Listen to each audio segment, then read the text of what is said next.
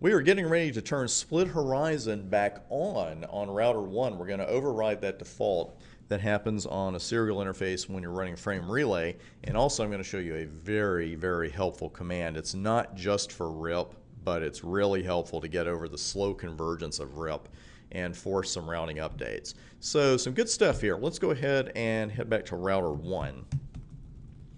And the command I want, I'm actually going on the interface itself, and I'm turning this on. And for those of you who have been doing this for a while, it can be really easy just to put no IP split in, but we're not doing it here. You're so used to turning Split Horizon off in some situations that here we're turning it on. So what you want, the command, is IP split. The full command is IP split horizon. And if we were running EIGRP, we could specify that and then an autonomous system number. Don't worry about that yet, or even what an autonomous system number is, because all we need right here is IP split horizon.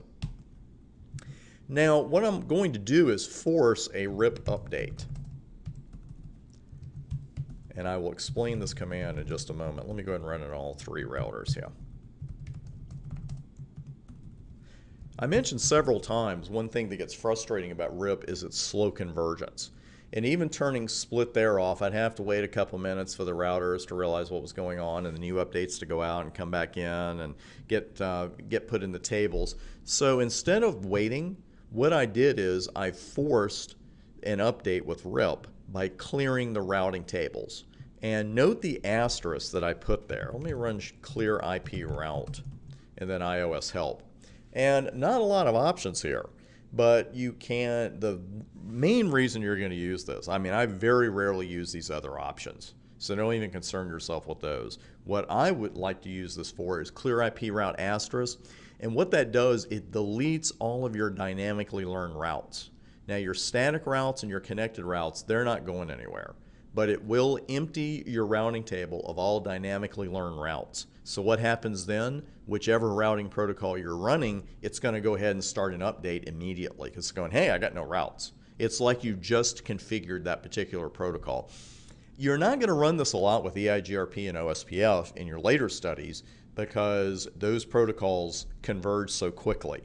But RIP, as we know, does not. So this is a great command, especially for lab environments, when you just want to go ahead and force an update instead of sitting there looking at your watch and wondering how long it's going to take RIP to catch up to you. So let's have a look at router 1's routing table right now, or the RIP table, and we see, the same routes we saw here before, and I'll go ahead and ping them. So we're good there. Let's head down to router 2, and look at that. We don't have any RIP routes.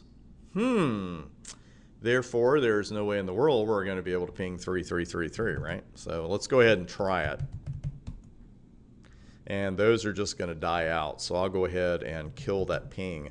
And that is Control-Shift-6, Control-Shift-6, that escape sequence. They tell you to type the escape sequence to abort the ping, but they don't tell you what it is. So I think I've mentioned it before, but I'll mention it again. Control-Shift-6 twice, just once right after the other. It can be a little awkward keystroke at first, I certainly grant you, but you will get used to it. It'll become second nature to you. And now let's have a look at router 3. And router 3 doesn't have any RIP routes any longer either. Why? Because now Split Horizon is in effect. We just enabled it. So router 2 is sending its ad for its loopback up to router 1. Router 1 gets it on serial 1/0, looks at the update, puts it in the table, and then that's it. It's not going to advertise it back out to router 3 because of the rule of Split Horizon. It learned about loopback 2, that particular network, on 172.12.123.1, and now that we enabled it, it cannot advertise that same route back out the interface.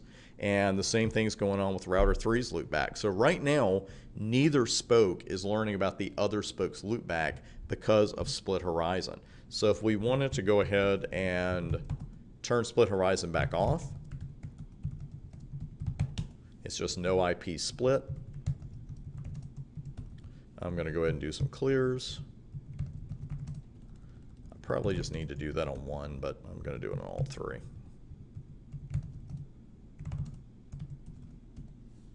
And now we shouldn't see any changes here on router 1. We can see that.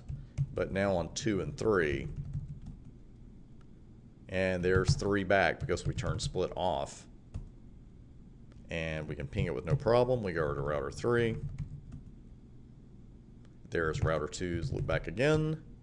We ping it again and everything is beautiful. So again, that one default is important to remember with Split Horizon, is that if you're running a serial interface and it's on a frame relay network, which is exactly what we have here, then Split Horizon is going to be off by default. It wasn't that way for a really long time, believe me, because the first thing you would type when you were configuring the interface was no IP split. But here, that gives you a great idea of what happens when Split Horizon is enabled. And you can see, as I mentioned when we were talking about that, how it can come back and bite you every once in a while. And here, it definitely would. So we're going to stop right there for a moment. When we come back, we're going to talk a little bit about that distance we saw. We're going to run some debugs as well on RIP, because I want you to see a debug of RIP and just see what a packet update looks like. And equal cost load sharing, all kinds of great RIP stuff coming up, and it's all coming up next.